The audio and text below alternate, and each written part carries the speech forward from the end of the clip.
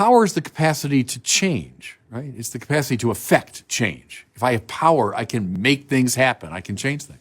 Okay. But as such, power is morally neutral. It can be used to affect good things. It can be used to affect bad things. Power in itself, in other words, is not our focus. The focus ought to be on the virtue or vice which animate power.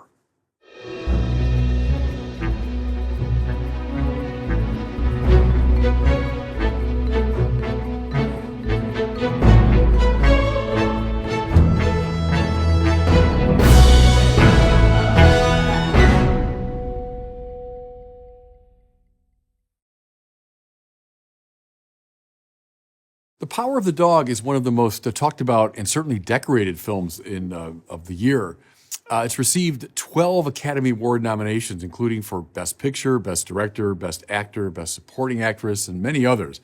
As I record these words, we're prior to the ceremony, so I don't know how many it's going to win, but it's certainly gotten a lot of attention, positive attention from the critics. It's a beautiful film to look at. It's a tautly told kind of psychological drama. The acting, indeed, is uniformly outstanding. But what I want to focus on is perhaps the major theme of the movie, which is the play of power, how powerful people relate to each other. And that's what a lot of the critics, indeed, have talked about. The film is set in the 1920s in Montana, in ranch country. And we focus on two brothers, Phil and George Burbank, who are wealthy ranchers. And the film opens, they're on a cattle drive, and they've met this woman named Rose, who runs a boarding house. Well, George is smitten by Rose, and they date, and then they marry, and he brings her back to live in the sort of rambling ranch house where the brothers had lived. And she brings with him a son from a previous marriage called Peter. And Peter is a sort of exaggeratedly effeminate young man. Now, we focus next really on Phil, on one of these Burbank brothers. Phil, played by Benedict Cumberbatch, beautifully played, I would say.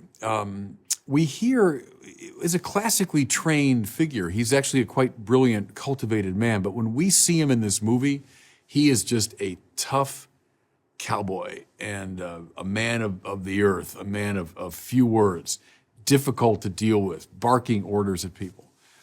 And he positively detests Rose and Peter, these two new people that have come into his life. And he basically persecutes Rose. He's someone who knows how to play on people's psychological weaknesses, and he finds that point and then hits on it over and over again. In fact, he's so cruel to her that he drives her to drink and in time really become basically an alcoholic, unable to function. But his real ire is focused on her son, on Peter, this effeminate young man.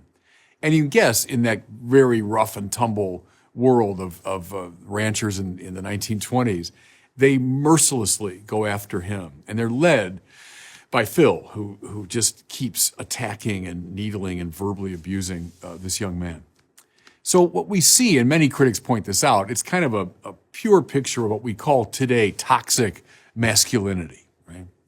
But here's where the movie, I think, gets really interesting. We discover that though our sympathies are lying with Peter, this very put-upon young man, we discover he's no shrinking violet, that in fact he himself is a very canny figure who, even more than Phil, is able to sense people's psychological weaknesses and to take advantage of them. So without giving away too much of the story, he discovers that Phil has some rather deeply repressed sexual desires, and the young man begins to play upon those and to exploit them, to seduce him and to manipulate him. And by the end of the movie, spoiler alert, I guess I have to say, by the end of the movie, effectively destroys him. As that episode comes to a close, we see him reading from the scriptures, and here's where that enigmatic title of the film comes from. It's from the old King James version of Psalm 22, and here's the line: "Deliver my soul from the sword, my darling from the power of the dog." So I think what we're meant to see is he's saying, all right, this dog who's been persecuting my mother to the point of driving her to alcoholism, persecuting me ruthlessly, I found a way to be delivered from the power of this dog.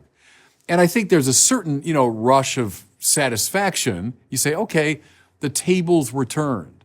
This toxic masculinity was sort of undermined. See, here's where I began to think about this movie, though, in a more critical vein.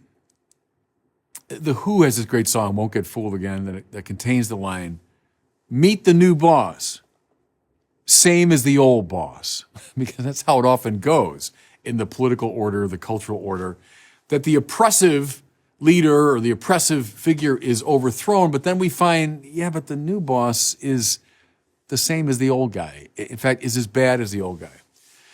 What struck me was you do indeed have this display of call it classical, toxic, tough guy masculinity, abusive and all that. But it's met by, I might say, a more indirect, more insinuating, but no less toxic version of masculinity. It's one powerful person coming up against another powerful person, and that second one overcoming the first one. Now, again, I get it. In our culture, think of the revenge fantasy movie. Almost all of Tarantino's movies are revenge fantasy. There's something satisfying about that. But if one form of toxicity is replaced simply by another form of toxicity, have we made any progress? Now, I've talked a lot about the baleful influence of Friedrich Nietzsche and Michel Foucault, his disciple in the 20th century. Nietzsche, who famously said, we're beyond good and evil.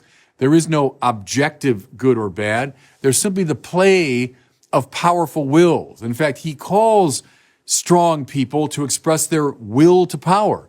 And so the result is not a world structured by objective moral goods, but rather a world that's made up of the play of powerful wills clashing one against the other. Michel Foucault, of course, in our century, or last century, a disciple of Nietzsche, say the same thing about the objectivity of moral values, that it doesn't exist. And so he's fascinated by the way powerful and powerless relate, the virtue, if you want, in the powerless overturning the powerful, etc. But see, in the classical tradition, so go before people like Friedrich Nietzsche, go back to someone like my hero, Thomas Aquinas, go back to Aristotle. They would have recognized power, of course. Thomas talks a lot about power. Power is the capacity to change, right? It's the capacity to affect change. If I have power, I can make things happen. I can change things. Okay. But as such, power is morally neutral. It can be used to affect good things. It can be used to affect bad things. Power in itself, in other words, is not our focus. The focus ought to be on the virtue or vice which animate power. So is my capacity to change things affected by virtue, by virtuous desire? Or is it informed by a vicious desire? It's not just, hey, isn't that great? That powerful guy was overthrown by that powerful guy. No, meet the new boss, same as the old boss. He's toxic, but that guy's toxic too. Well, then how have we made any progress? What matters is there a virtuous desire that is behind the exercise of power? That's what would have interested Thomas Aquinas, even though Nietzsche and company are much more fascinated, as we are today in our culture, by simply this play of the powerful and the powerless.